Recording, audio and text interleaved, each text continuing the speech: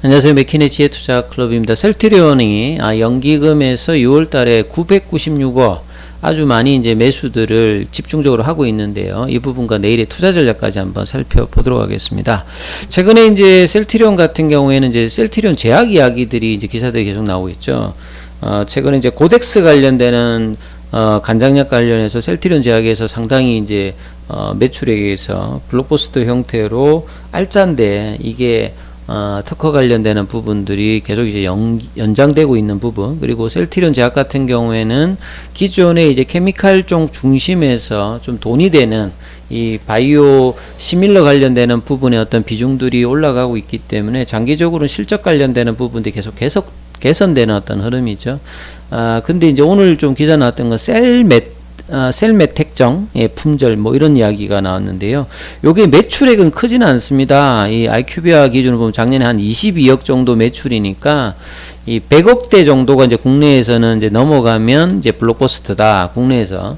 해외에서 전 세계적으로는 한 1000억 정도 1조 정도가 넘어가야 이제 보통 이제 블록버스터 이제 의약품이라는데 규모 자체가 일단 다르니까 국내에서는 100억만 넘어도 이제 케미칼 쪽에서는 이제 블록버스터가 되는데요. 요게 한 22억 정도니까 큰 뭐 비중은 아닌데요. 이 고혈압 치료제입니다. 뭐 혈관 질환에서 이제 중심적인 어떤 기전을 하는 이 안테지오텐 이제 뭐 수용체 차단제 계열인데요. 그래서 2016년도인가 이제 이 부분들이 이제 셀트리온 제약 입장에서 이제 기사가 되었던 부분들인데, 최근에 이제 이 셀메텍정에서 이제 40mg인가요? 여기는 이제 제뉴온 사이언스에서 생산 중이고 20mg이 이제 셀트리온 제약에서 자체 생산 중이었는데 위탁사인 이제 제뉴온 사이언스의 낙기전이 품절의 원인이라고 합니다. 그래서 실적에는 크게 뭐 큰 부분은 차지는 하지 않죠. 그래서 좀 뭔가 1분기에 좀 이제 반사이익으로 올라가고 있는데 좀 품절이니까 요런 어떤 부분들이 나오는데 큰 뭐 영향은 있는 부분이 아니라고 보여지고요. 그 다음에 이제 어제 이제 셀트리온이 이제 나왔던 기사 중에 이제 그 레키로나 관련되는 부분이 오늘도 이제 기사가 좀 나왔죠. 서정진 명예회장의 도전이 실패로 끝나나, 사실은 이제 상징적으로는 이제 작년 2월 달에 이제 뭐 조금 승인을 국내에서도 받고, 하반기에 이제 정식 승인을 받고 유럽에서도 EMA에서 정식 승인을 받았기 때문에 이 개발 관련되는 부분들은 성공을 한 거고요.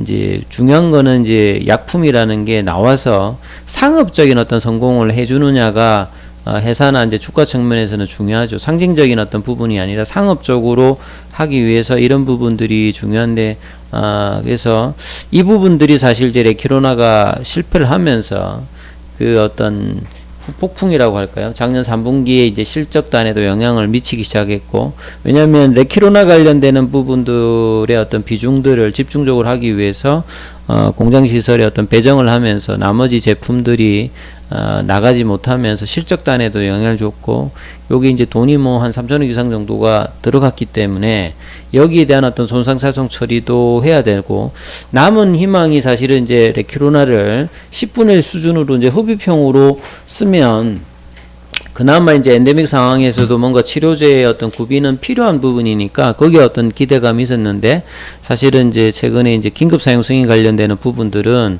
해외 어떤 규제 기관에서도 이제 이런 빈도가 좀 줄고요.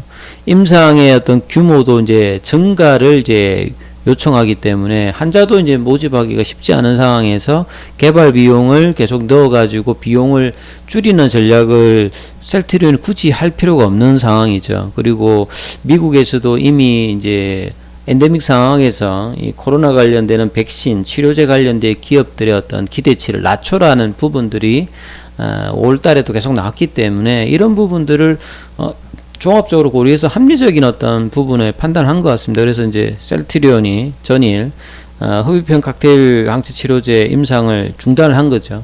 이 잠정 중단이 했는데 향후에 뭐 어떻게 될지 모르겠습니다만 일단 뭐 중지다 이렇게 봐야 되겠죠. 2월 달에 이제 루마니아 그러니까 유럽을 중심으로 일단 미국보다는 이쪽을 이제 중심으로 향후에도 좀 기대를 가지면서 임상 승인을 신청했고 이제 이 부분에서 승인도 받았거든요. 근데 이제 최근에 이제 엔데믹 상황에서 임상 결과 확보가 쉽지 않고 결국은 이제 판매도 쉽지 않을 수 있다라고 보는 거죠. 이제 오미크론 변이가 이제 주를 이루면서 중증화 비율이 이제 급감하기 때문에 지금은 이제 환자가 나오더라도 이제 회복 속도가 이전하고 좀 다르기 때문에요. 그래서 이제 이 개발 치료제 관련되는 부분에 대해서 중요성이 좀 떨어져 있는 상태다. 과거 이제 레키로나가 이제 정부 보조금이 가장 많이 이제 들어가 있었고요.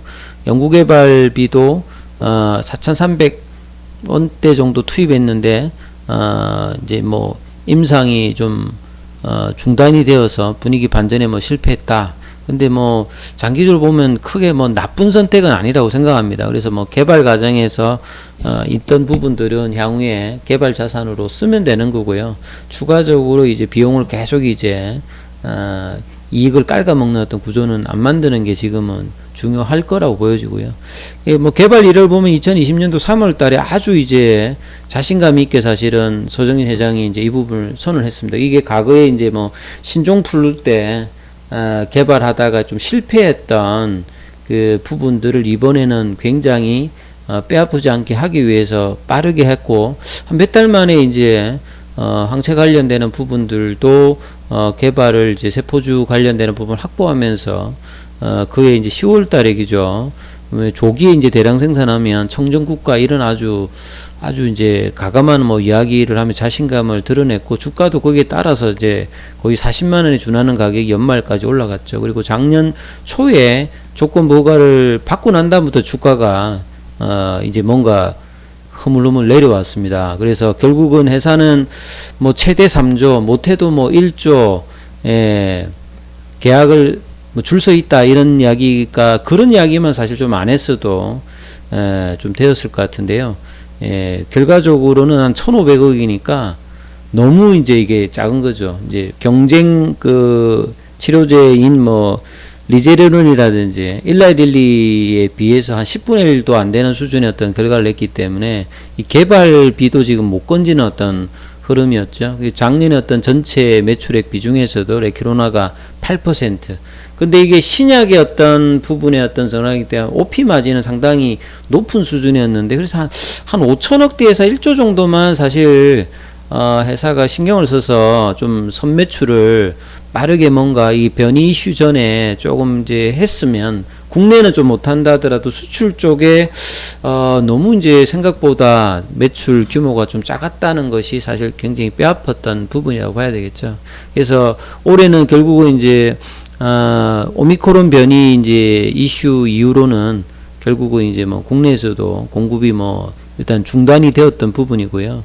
그래서 이 변이의 어떤 이제 능력이 있는 방식으로 호비평 치료제 개발을 했습니다만, 이것도 이제 대규모 이제 3상을 통해서 결과가 좋으면 상업화하겠다 했는데, 이제 이 부분을 일단 이제 접는다 이렇게 이제 결정을 한 것은 저는 나쁜 선택은 아니라고 봅니다. 그리고 본업에 이제 집중하는 어떤 형태로 이제 시장에서 이제 받아들이기 때문에 오히려 최근에 이제 주가는 떨어졌습니다만, 이제 이런 수급들의 흐름에서 기관을 중심으로 외국인들의 어떤 매수세가 일단 들어오고 있는 상태는 굉장히 좋은 거라고 봐야 되겠죠. 그래서 판단이 일단 나쁘진 않았고, 결국은 이제 8월 달에 자사주 매입 남은 물량이 이제 종료가 되면 그 뒤에 이제 이사회 개최를 통해서 3, 4병에 대해서 어느 정도의 이제 회사의 어떤 방향성, 지금 이제 바이오 신약보다는 좀 더 바이오 시밀러 중심으로 개발을 하고 이제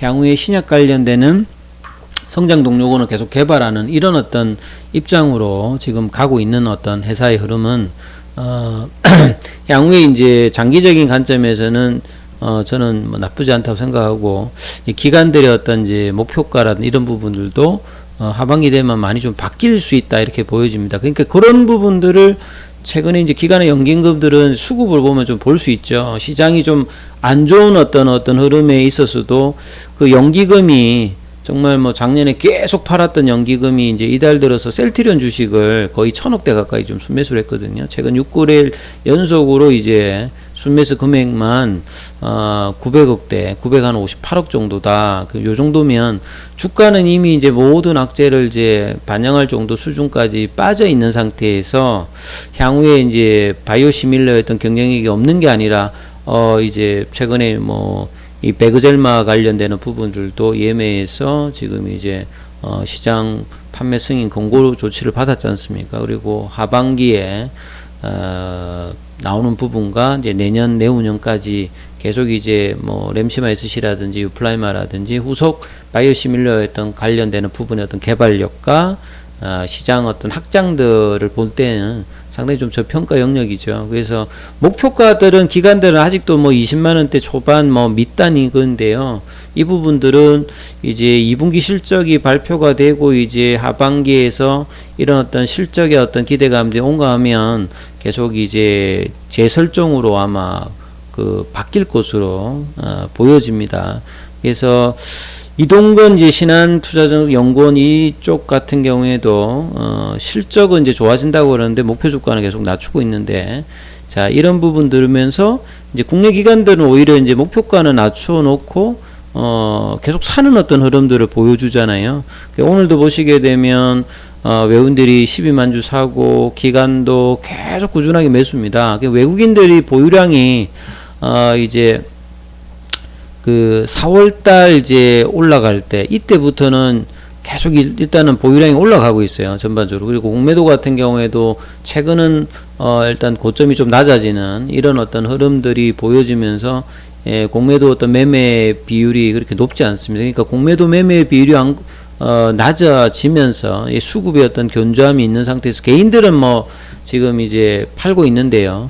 그래서 이제 중요한 어떤 지점들인 3월 달에 이 블록딜 관련되는 이 부분들이 제대로 조금 이제 돌파가 되어서 거래량이 좀 들어오면서 이 부분들이 넘어간다면 이제 박스권이 새롭게 이제 상단으로 설정이 됩니다. 그래서 월봉에 보시게 되면 이 부분들에 대해서 지금 이제 거의 한 6개월 정도 이제 바닥권에서 박스권 정도 뭐 13만 9천 원대까지 빠졌다가 이 부분을 하고 지금 이제 바닥을 다지는 흐름이 나타나면 라운드 넘버 가격인 20만원, 25만원, 30만원대 이런 어떤 장기 윗단에 있는 부분들을 차근차근히 넘어갈 수 있는 어떤 주가 흐름들이 장기적으로는 가능한 어떤 부분들이 셀트리온이니까 장기 투자자분들 같은 경우에는 이런 어떤 10만원대 중반 뭐 왔다 갔다 이런 어떤 가격 흐름 이 부분들, 그리고 이제 이런 흐름들에서는 뭐 가격 매로토는 계속 있는 어떤 구간이다. 그래서 장기 투자자 관점에서는 셀트리온의 어떤 매력적인 구간들이 계속 이제 진행되고 있는 어떤 부분들을 하시면서 매수 관점 위주의 대응 전략을 내려올 때는 계속 이제 진행하시는 부분들이 훨씬 더 바람직해 보인다, 이런 말씀을 드리고요.